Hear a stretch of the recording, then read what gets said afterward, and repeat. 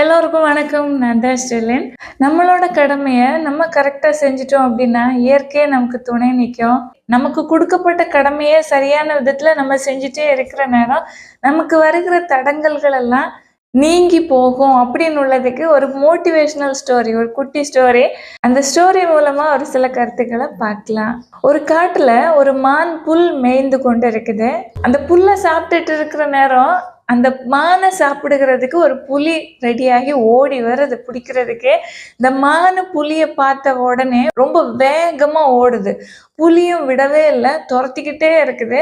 மானும் ரொம்ப வேகமா ஓடி ஓடி அது காட்டுல இருந்தே கொஞ்சம் வெளியே இடத்துக்கு வந்துருச்சு.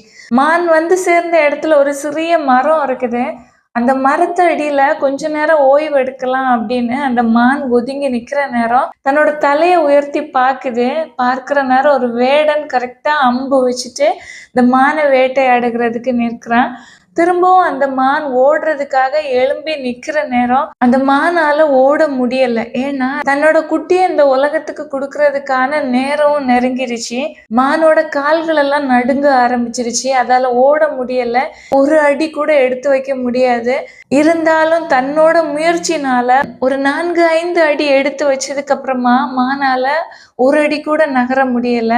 மானோட இடது பக்கத்துல தலை உயர்த்தி அது பார்க்கிற நேரம் புலி மானை பிடிக்கிறதுக்கு ரெடியா இருக்குது.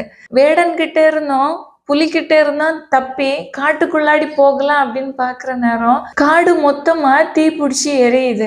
மின்னல் காட்டுல விழுந்து அந்த காடு தீ பிடிச்சி எரியுது. மான் இடிக்கிற சத்தத்தை கேட்ட உடனே இன்னும் அதிகமா பயந்து அதோட கால்கள் எல்லாம் நடுங்குது, தரையில படுத்துறது.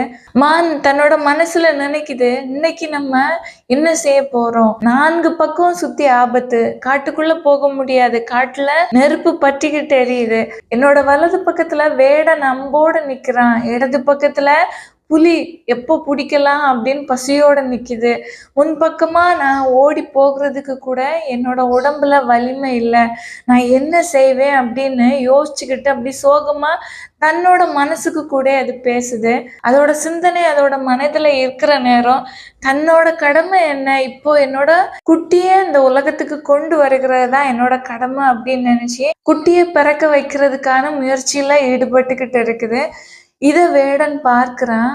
எந்த ஒரு மனிதனுக்கும் ஒரு உயிர் பிரசவ வழியில இருக்கிற நேரம் கண்டிப்பா இறக்கம் தோணும்ல. இந்த வேடனுக்கு இறக்கம் தோணுது. மான் பக்கமா குறி வச்சுக்கிட்டு நின்ன அம்ப புலியோட பக்கமா திருப்பி புலி மேல அம்ப ஏகிறான். புலிக்கு மேல அம்பு பட்ட உடனே புலி ரொம்ப கோபமா வேட்டைக்காரனை துரத்தி போகுது. வேட்டைக்காரனை துரத்தி புலி போயிடுச்சு அந்த இடத்துல இருந்து. இப்போ 2 ஆபத்துகள் நீங்கிருச்சு. 3வது இடிச்ச சத்தத்துல மழை ரொம்ப அதிகமா பொழியுது. அந்த காட்டுல இருந்த நெருப்பு அப்படியே அணைஞ்சு போகுது. இப்போ அந்த மானை சுத்தி எந்த ஒரு ஆபத்தும் இல்லை. அது தன்னோட குட்டிய நல்ல முறையில உலகத்துக்கு கொண்டு வந்துருச்சு. இந்த கதையில உள்ள கருத்து என்ன அப்படின்னா, நம்மளோட வாழ்க்கையில நம்மளை சூழ்ந்து 1000 பிரச்சனைகள் இருக்கும். நம்ம நம்பி இருக்கிறவங்க கூட நமக்கு பிரச்சனைக்குரியவங்களா கூட மாறி இருப்பாங்க. ஆனா நமக்கு கொடுக்கப்பட்ட கடமை என்ன?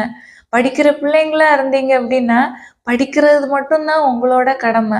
அதை சரியா செய்கிற நேரம் படிப்புல கவனத்தை செலுத்தி முழு ஈடுபாடோட முழு முயற்சி எடுக்கிற நேரம் கண்டிப்பா உங்களுக்கு வெற்றி கிடைக்கும். நீங்க ஒரு இடத்துல வேலை பார்க்குறவங்களா இருந்தாலும் சரி, உங்களை சுத்தி போட்டி பொறாம எல்லாமே இருக்கும். ஆனா உங்களுக்கு கொடுக்கப்பட்ட கடமையை கரெக்டா பண்ணுங்க. உங்களை சுத்தி இருந்த ஆபத்துகளும் விலகி போயிடும். குடும்ப வாழ்க்கையிலும் சரி, வெளியே இருந்தாதான் ஆபத்து, வெளியே உள்ளவங்கள்னால தான் பிரச்சனை. ஸ்கூலுக்கு போனா, காலேஜ் போனா, வேலைக்கு போனா மட்டும்தான் பிரச்சனைகள் இருக்குது அப்படின்னு நினைச்சிங்கன்னா கிடையாது. வீட்டுலயும் பிரச்சனைகள் உண்டு, குடும்பங்கள்லயும் பிரச்சனைகள் உண்டு. வகையான எண்ணத்தோட போட்டி பொறாமையோட உங்களை சூழ்ந்து எத்தனை உறவுகள் நின்னாலும் உங்களுக்குரிய காரியத்துல நீங்க கவனத்தை செலுத்துங்க. யாரையும் பழி வாங்குறதுக்கோ அவங்க செஞ்சதுக்கு திருப்பி செய்யணும்னோ எதுவுமே நீங்க செஞ்சு உங்களோட நேரத்தை வீணடிக்காதீங்க. இப்போ உங்களோட வாழ்க்கையில என்ன நீங்க செய்யணும்னு அந்த நேரத்துல முடிவெடுத்து செய்யறீங்களோ அந்த செயல்ல முழு முயற்சியோட செய்யுங்க. உங்களோட முழு எஃபர்ட்டை போடுங்க. அந்த காரியம் உங்களுக்கு வெற்றியானதா மாறும். அது மட்டும் இல்லை, உங்களை சூழ்ந்து வந்த ஆபத்துகளாக இருந்தாலும் சரி, உங்களை சூழ்ந்து வந்த பிரச்சனைகளா இருந்தாலும் சரி, கண்டிப்பா அது விலகி போகும். சதி செய்கிறவங்க உங்க கூட இருந்தாங்க அப்படின்னா, நீங்க உங்க கடமையை செஞ்சு உங்களோட லைஃப்பை நீங்க பார்த்து வாழ்ந்துக்கிட்டு போயிட்டே இருந்தீங்க அப்படின்னா, சதி செய்கிற நோக்கத்தோட வருகிறாங்க பார்த்தீங்களா, அவங்களோட சதினால அவங்களே தான் வீழ்வாங்க. குழி யாருக்காக தோண்டுகிறாங்களோ அந்த குழியில அவங்களே வீழ்வாங்க. அப்படி ஒரு சூழ்நிலையும் உருவாகும். அதனால எப்போதுமே எதை பற்றியும் கவலைப்படாதீங்க. உங்களுக்கு கொடுக்கப்பட்ட கடமை, உங்களுக்கு இப்போ என்ன செய்யணும்னு உள்ள பொறுப்பு இருக்கும், கடமை இருக்கும். அதை மட்டுமே ஃபோக்கஸ் பண்ணி செஞ்சுட்டு இருங்க. உங்களோட வாழ்க்கையில எத்தனை தடை இருந்தாலும் சரி, எல்லாமே நீங்கி போகும். ஆனா வாழ்க்கையில கவனமா எப்போதுமே இருக்கணும். எப்போதுமே நமக்கு லக்கு அப்படி கூடயே இருக்கும் அப்படின்னு சொல்ல முடியாது. லக்கு இருந்துகிட்டே தான் இருக்கும். ஆனா கொஞ்சம் விழிப்பாகவும் இருக்கணும், முன்னெச்சரிக்கையா இருக்கணும்.